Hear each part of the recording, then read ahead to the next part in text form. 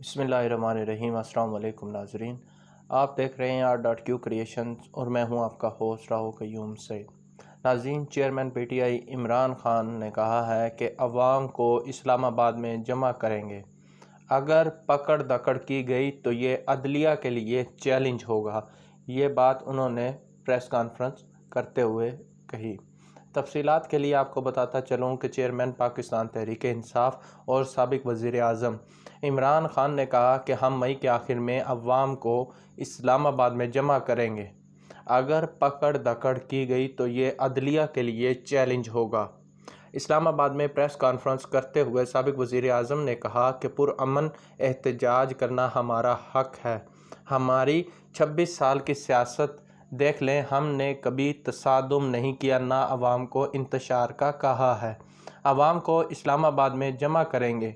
अगर पकड़ दकड़ की गई तो ये अदालतों के लिए चैलेंज है। फ़ैसला कर लें कि मुल्क में जमहूरियत है या नहीं है। क्या सिर्फ PTI की हुकूमत को ही याद दिलाना था कि जमहूरियत है? हम फेक न्यूज़ पर भी एक्शन लेते तो कहते कि आज़ादी सहाफ़त पर कदगन है। हाँ देखें, मीडिया पर जो दबाव डाला जा रहा है, हम इससे मुतल्लिक सोच भी नहीं सकते थे। आबिद शेर अली का वालिद शेर अली कहता था कि राना सनाउल्लाह ने 18 कत्ल किए हैं। देख लें, उन्होंने इसे वज़ीर दाखिला बना दिया है। लेकिन अगर उन्होंने सख्ती की तो हुकूमत कैसे चलाएंगे? चेयरमैन PTI इमरान खान ने यह भी कहा कि इनके ख़िलाफ़ 3 केसेस के फ़ैसले हो चुके हैं। पनामा पेपर्स में इंकशाफ हुआ कि इनके लंदन के सबसे महंगे इलाके मेफेयर में 4 अपार्टमेंट्स मरियम के नाम पर हैं। पहली बार इनको बताना पड़ा कि ये हमारे अपार्टमेंट्स हैं। इन्हें मजबूरी में तस्लीम करना पड़ा। सुप्रीम कोर्ट में केस चला, फिर JIT बनी और फिर सुप्रीम कोर्ट ने सज़ा दी। नवाज शरीफ को 1.5 अरब रुपये, $25 मिलियन और 8 मिलियन पाउंड का जुर्माना, 10 साल कैद की सज़ा हुई। फिर वो बीमारी का बहाना करके ज़मानत पर बाहर भाग गया। मरीम नवाज़ को 8 साल की सज़ा और 2 मिलियन पाउंड की सज़ा हो चुकी है, जबकि नवाज़ शरीफ के बेटे हसन नवाज़ और हुसैन नवाज़ उन्हीं के दौर में मुल्क से मफरूर हो गए। कप्तान ने कहा कि उन्होंने अपने घरों के मुलाजमीन के नाम पर TTs मंगवाई। जब उनके पासपोर्ट चेक करें तो इल्म होता है कि वो बेचारे कभी बैरून मुल्क गए ही नहीं। उन्होंने पैसा चोरी करके पहले बैरून मुल्क भेजा और फिर वहाँ से अपने मुलाजमों के अकाउंट्स में मंगवाया। शहबाज शरीफ ने बतौर वज़ीर आला वज़ीर आज़म का जहाज़ इस्तेमाल किया। उन्होंने 39 दौरे बैरून मुल्क और 515 अंदरून मुल्क इसी जहाज़ पर किए।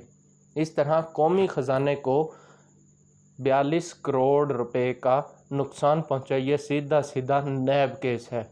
साबिक वज़ीर आज़म ने कहा कि इनके मुलाजिम गुलजार चपड़ासी के बैंक अकाउंट में 50 लाख रुपए आते हैं, जो कोई औरंगज़ेब भट्ट देता है।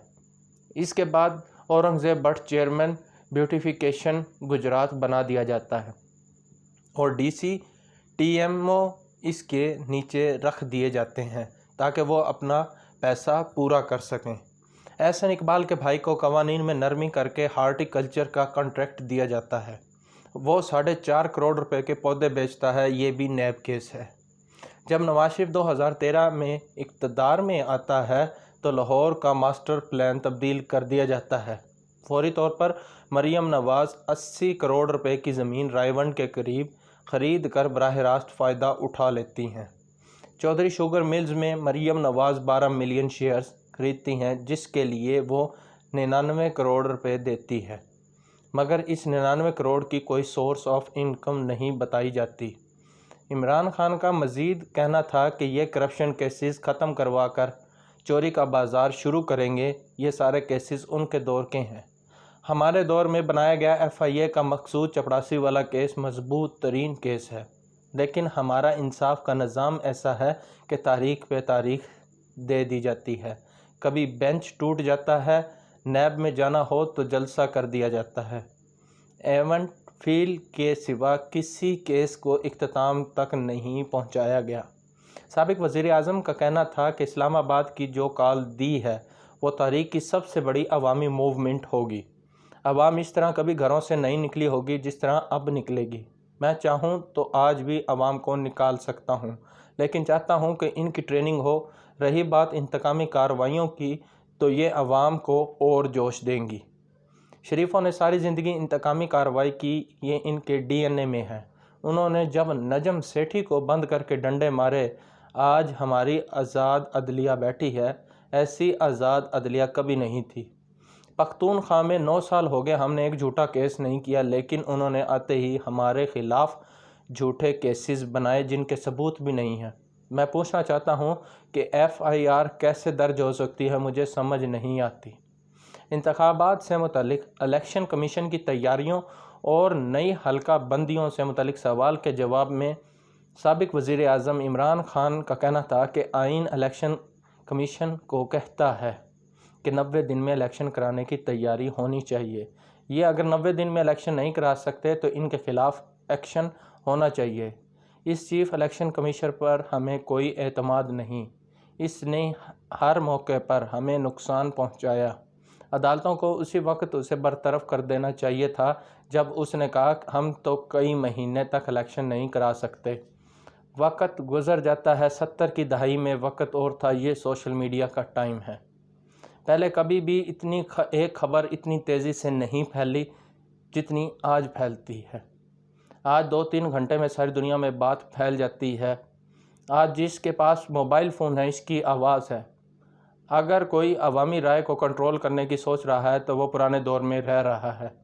میں عوام کو دیکھ رہا ہوں، میں نے کبھی نہیں سوچا تھا کہ عوام میں اتنا شعور ہوگا۔ اسلام آباد مارچ میں عورتیں، بچے، فیملیز نکلیں گی۔ عمران خان کا کہنا تھا کہ 22 کروڑ عوام کے خلاف اتنی بڑی سازش ہوئی ہے۔ اگر وہ بنانا ریپبلک میں بھی ہوتی تو وہاں سے بھی بہت بڑا رد عمل آتا۔ ان کے اداروں نے بھی سنجیدہ لینا تھا۔ ایک منتخب وزیر اعظم کی حکومت کو بیرونی سازش اور اندر موجود میر جعفر نے تبدیل کیا۔ عوام کو تکلیف ہے کہ بدترین کرپٹ افراد کو ان پر مسلط کر دیا۔ اب اداروں کو بہتر کام کرنا چاہیے۔ ہم نے اداروں کو کال کیا ہے کہ وہ اپنی ساکھ کے لیے اس کو ایکسپوز کریں۔ تو ناظرین، یہ تھی چیئرمین PTI عمران خان کی دھواں دھار پریس کانفرنس۔ امید ہے آپ کو پسند آئی ہوگی۔ تھینک یو، اللہ حافظ۔